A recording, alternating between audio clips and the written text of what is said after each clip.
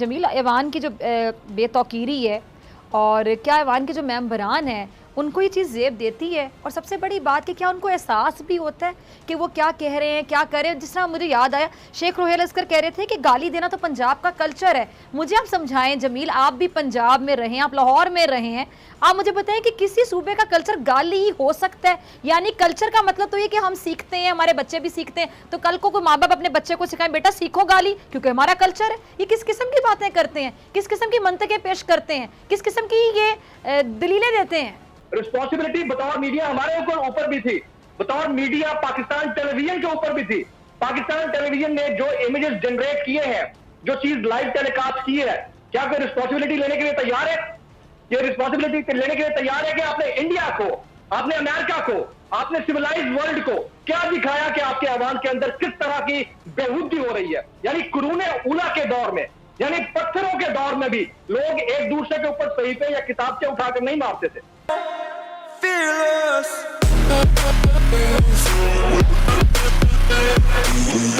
Welcome to all India Times. All India Times की latest video में आप सभी का स्वागत है। हाल ही में पाकिस्तान की असेंबली में हुए दंगों को लेकर ये वीडियो है। थोड़ी सी इंटरेस्टिंग इन्फॉर्मेशन है इस वीडियो में। पाकिस्तान का मीडिया खुद नेशनल टीवी पर बैठकर ये डिस्कस कर रहा है कि हमें दुनिया को क्या दिखाना चाहिए और क्या नहीं दिखाना चाहिए, वो हमें सोचना चाहिए। अभी हमारी जो फतीचे उड़े हैं असेंबली में, हम अगर चाहते तो मतलब कि पाकिस्तानी मीडिया अगर चाहता तो इस चीज को डिस्क्लोज कर लेता। तो अब इसी बात से हमें ये समझ में आता है कि पाकिस्तान जब इतनी सी बातें अपने मीडिया से छुपाने को तक कह सकता है, तो आतंकवादी के बारे में जो हमेशा झूठ फेंकता रहता है कि हमारे पास नहीं है, ऐसा कुछ नहीं है, हम लोग आतंकवादियों के सरगना नहीं है, ये सब कुछ उन्हीं के देश में सालों से चलता आ रहा है। साथ ही साथ इस्लामिक और मुसलमान लोगों में सबसे अच्छी बात ये होती है कि वो अपने दीन और अपने धर्म के लिए को बहुत ज्यादा मान्यता देते हैं। बट इस असेंबली में जो दंगे हो रहे थे, उन्होंने अपने धर्म, अपने दीन को ही पार्लियामेंट्स में जो बिल्स चल रहे थे, जो नए लॉज आ रहे थे, उन सब में उनके फर्स्ट पेज पर ही उनके प्रॉफिट मोहम्मद, जो उनके पैगंबर थे, मुसलमानों के जो पैगंबर हैं, उनका नाम लिखा हुआ था। और उन्हीं को उन लोगों ने फाड़ फाड़ के एक दूसरे के मुंह पे मिसाइलों की तरह लॉन्च किया है। और इसके अलावा इंडिया में ये लोगों को समझ नहीं आता कि उनका धर्म क्या है और क्या नहीं है। सो वीडियो काफी इंटरेस्टिंग है, एंड तक देखिए। पसंद आए तो लाइक, शेयर और चैनल को सब्सक्राइब करना बिल्कुल ना भूलें। जय हिंद, जय भारत दोस्तों। देखें, वो भौंडी दलील जो आपके गलत को दुरुस्त दिखाकर दुनिया के लिए एक अजीब सा नैरेटिव बिल्ड कर दे, जिससे आपके जातियात को, जाती अनाज को फायदा पहुंचे, वो दलील किसी की भी फेवर में जा रही हो, वो उसको अपनी फेवर के लिए इस्तेमाल करेगा। पंजाब का ना तो कभी ये कल्चर रहा है, पंजाब में ना तो, बल्कि पंजाब को छोड़ दें, पूरी दुनिया में in any other civilised society, like आप इंडिया चले जाएं, बांग्लादेश चले जाएं, पाकिस्तान वेस्ट में चले जाएं, दुनिया की कोई सिविलाइज्ड सोसाइटी गालम गलोच को किसी कल्चर का हिस्सा करार नहीं देती। रिस्पॉन्सिबिलिटी आती है जब आप आम खड़े से उठकर किसी ऐवान में जाकर बैठते हैं। आपके ऊपर जिम्मेदारी आती है, आपके दोनों शोल्डर्स के ऊपर जिम्मेदारी आती है।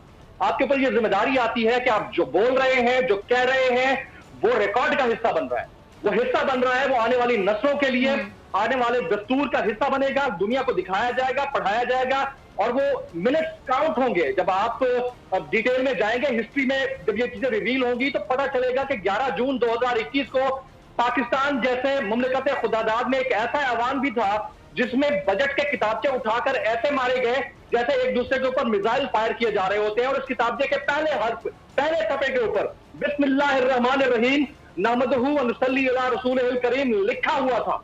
आप उठाकर देख लीजिए बजट किताबचा। यानी मुराद सईद साहब अगर उठाकर वो मार रहे थे दूसरे के ऊपर, तो भी वो बजट किताबचा था जिसके पहले सफे के ऊपर बिस्मिल्लाहिर्रहमानिर्रहीम, यानी शुरू करता हूं अल्लाह के नाम से जो बड़ा रहमान और बड़ी बरकतों वाला है, और रहमदुहु व नुसल्ली अला रसूलिल करीम लिखा हुआ होता है। ये तो एक पहली डिबेट है कि दीन, और ये वो ऐवान है जो दीन की हुर्मत और उसके तहफ्फुज के लिए इसकी बुनियाद रखी गई। इसका दस्तूर यही कहता है। सिर्फ किताबचा बजट का नहीं मारा गया, उसमें कॉन्स्टिट्यूशन का किताबचा भी उठाकर मारा गया। और किताबचा बजट का चाहे कुछ भी नंबर दे रहा हो, कोई मामला दे रहा हो, ऐवान के अंदर अराकीन असेंबली का ताल्लुक चाहे पीटीआई से हो, पीपल्स पार्टी से हो, या फिर पीएमएलएन से हो, मतलब हम एक सरकारी स्कूल के थके हुए टॉट के क्लासरूम के अंदर अगर जाकर देखें ना, तो वहां पर भी मॉनिटर का कंट्रोल होता है, उस्ताद का कंट्रोल होता है, टीचर का कंट्रोल होता है। वो किसी तौर भी इस तरह के, अच्छा, रिस्पॉन्सिबिलिटी सिर्फ स्पीकर के ऊपर नहीं थी, अराकीन असेंबली के ऊपर नहीं थी, रिस्पॉन्सिबिलिटी बतौर मीडिया हमारे ऊपर भी थी, बतौर मीडिया पाकिस्तान टेलीविजन के ऊपर भी थी। पाकिस्तान टेलीविजन ने जो इमेजेस जनरेट किए हैं, जो चीज लाइव टेलीकास्ट की है, क्या कोई रिस्पॉन्सिबिलिटी लेने के लिए तैयार है? ये रिस्पॉन्सिबिलिटी लेने के लिए तैयार है कि आपने इंडिया को, आपने अमेरिका को, आपने सिविलाइज्ड वर्ल्ड को क्या दिखाया कि आपके आवाम के अंदर किस तरह की बेहुदी हो रही है? यानी कुरूने उला के दौर में, यानी पत्थरों के दौर में भी लोग एक दूसरे के ऊपर सहीफे या किताबचे उठाकर नहीं मारते थे। कोई शर्म होती है? और आप अंदाजा कीजिए कि डिफेंड कैसे किया जा रहा है। मतलब आप देखिए कि आप तब्दीली के नाम पर आ रहे हैं। आपकी बहन या बेटी को किसी ने अगर गाली दी है तो उसका जवाब यह है कि आप गाली दे देंगे। आपको किसी ने थप्पड़ मारा है तो आप आगे से उठाकर थप्पड़ मार देंगे। ये कौन सी दुनिया की तब्दीली है यार? आप तब्दीली का नाम लेकर आए थे ना, पीएमएलएन ने किया था। तो आप देख लीजिए 2013 की कैबिनेट मीटिंग उठा लीजिए या फिर असेंबली इजलास उठा लीजिए।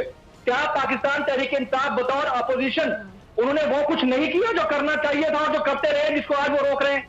क्या पाकिस्तान तहरीक इंसाफ ने 126 दिन के धरने के दौरान पार्लियामान से मुतालिक ये नहीं कहा कि इस पार्लियामान को हद लगा देनी चाहिए? ये नहीं कहा कि हम इस पार्लियामेंट को नहीं मानते, या गालन गलौज नहीं की?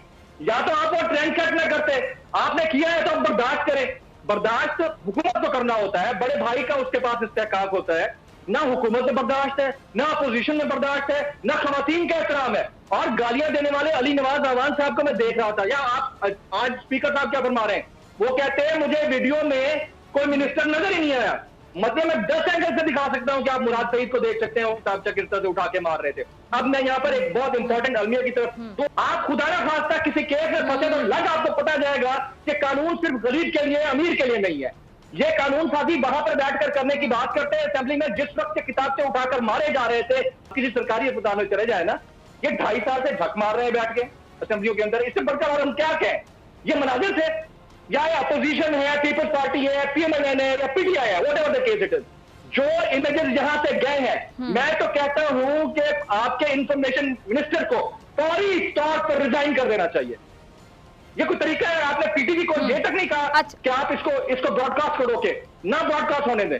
आपको इतनी सेंस नहीं है कि इंटरनेशनली क्या जा रहा होगा, पूरी दुनिया में आपकी कितनी जगहसारी हो रही होगी। अब डिबेट करें, आप एक दूसरे के ऊपर कमेंट करें। ये कौन सा तरीका है? आप किताबें उठाकर मारते हैं एक दूसरे के ऊपर, और हमारा नेशनल टेलीविजन उसको ब्रॉडकास्ट करता चला जा रहा है। किसी ने पूछा नहीं, ये जिम्मेदारी है किसी के अंदर? जमील, ये यकीन जानिए, ये आपके दिल की आवाज़ है, ये दिल की आवाज़ है, और ये तमाम अवाम की आवाज़ है जो आप अवाम की आवाज़ पहुँचा रहे हैं, और अवाम सुन रही है। और इन लोगों को भी आई विश कि इनको अकल आए, इनको शर्म आए, इनको हया आए।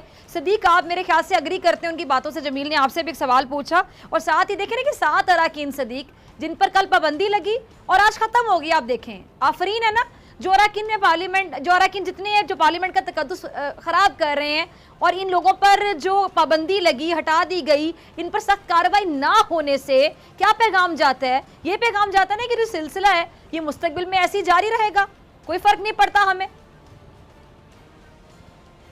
देखिए, मेरा ख्याल है कि जमील फारूकी साहब ने, ठीक है उनके जज्बात हैं, लेकिन मेरा ख्याल है कि थोड़े से वो ज़्यादा जज्बाती हो गए हैं, क्योंकि दुनिया भर की पार्लियामेंट्स के अंदर जो है वो लड़ाई झगड़े होते हैं। सिर्फ जो मेरा ख्याल एतराज़ होना चाहिए वो ये है कि गाली नहीं होनी चाहिए थी। गाली किसी भी दुनिया की जमहूरियत में इस तरह से गालम गलोच नहीं होती, माँ बहन की गाली नहीं दी जाती, और ना ही वहाँ जो आइन की किताब है वो मारनी चाहिए थी। बाकी ये धक्कम पेल, थप्पड़, घूंसे, मुक्के, ये बड़ी पार्लियामेंट्स में चले हैं। वीडियोस आप अभी यूट्यूब पे जाके देख लें, आपको 20 वीडियोस मिल जाएंगी। ये इतना भी बड़ा कोई है, ऐसा नहीं हुआ कि कोई पाकिस्तान जो है वो कोई दुनिया की तारीख में पहली मरतबा को पाकिस्तान में बड़ा अजीब गरीब काम हो गया है। और दूसरी बात यह कि ये अगर मैंने गलत शायद सुनो, क्योंकि जब जमील फारूकी साहब ने यह कहा कि सिविलाइज्ड मुआशरों में ऐसा नहीं होता, साथ उन्होंने भारत का नाम लिया, तो ये सिविलाइज्ड मुआशरों में भारत का कैसे नाम लिया, ये मुझे थोड़ी सी हैरत हुई है। यार सिद्दीक जान साहब, जमील आप, मैं भारत का नाम ये कहकर नहीं लिया कि भारत सिविलाइज्ड मुआशरा है। मैं ये कह रहा हूं कि आप बतौर सिविलाइज्ड नेशन भारत को क्या दिखा रहे हैं, या आप अमेरिका को क्या दिखा रहे हैं? आप क्यों उनको मौका दे रहे हैं, फुल टॉस दे रहे हैं कि उसके ऊपर सिक्सर लगाएं? आप भी जो है ना, उसको मेरे ख्याल में अंडरस्टैंडिंग बेहतर होनी चाहिए आपकी। आप जो जुमले सुन रहे हैं ना, वो असल में आप बहुत जज्बाती, वो आप असल में इतने जज्बाती हो गए थे। मुझे तो एक लम्हे के लिए ये लगा कि मैं कलदम TLP के शायद जलसे में बैठा हूँ, क्योंकि आप ज़्यादा ही जज्बाती हो गए। आपने तो वज़ीर इत्तलात का इस्तीफ़ा भी मांग लिया, आपने तो कहा कि पता नहीं कोई बहुत ही ज़्यादा पाकिस्तान का बहुत ही ज़्यादा दुनिया में नुकसान हो गया। ये लड़ाई झगड़े की वीडियोस 20 पड़ी हुई हैं, अगर आप यूट्यूब पे जाके देख लेंगे तो पड़ी हुई हैं, इतनी ज़्यादा टेंशन वाली बात नहीं है। लेकिन ये ज़रूर ये पॉइंट है कि बहरहाल पाकिस्तान के ऐवान के अंदर पाकिस्तानियों की बात होनी चाहिए, पाकिस्तान के ऐवान के अंदर पाकिस्तान के हकीकी मसाइल डिस्कस होने चाहिए और गालम गलोच नहीं होनी चाहिए। बाकी ये लड़ाई झगड़े तो मुक्के घूसे वो तो 20 वीडियोस पड़ी हुई हैं, इतनी ज्यादा कोई परेशानी वाली बात नहीं है। लेकिन ये बात दुरुस्त है कि हम भारत ने बिल्कुल इसके ऊपर प्रोपेगेट किया। यहाँ पर एक बात मैं जरूर कह दूं कि everybody has the right to give his opinion. तो ओपिनियन के ऊपर कोई अगर ये कमेंट करता है कि जज्बाती हो गए और वो टीएलपी का कोई बंदा यहाँ पर तकरीर कर रहा है, this is annoying and this is offensive. I guess के मैंने सिर्फ आपसे ये कहा था कि आप बताएं कि क्या असेंबली की बात या सेनेट की बात सुप्रीम कोर्ट में चैलेंज हो सकती है? आप इख्तिलाफ राय कर सकते हैं, ठीक है जमील एंड सदीक, आप दोनों की अपनी अपनी राय हो सकती है और ये जरूरी नहीं कि आप दोनों की राय हर इशू पर एक हो।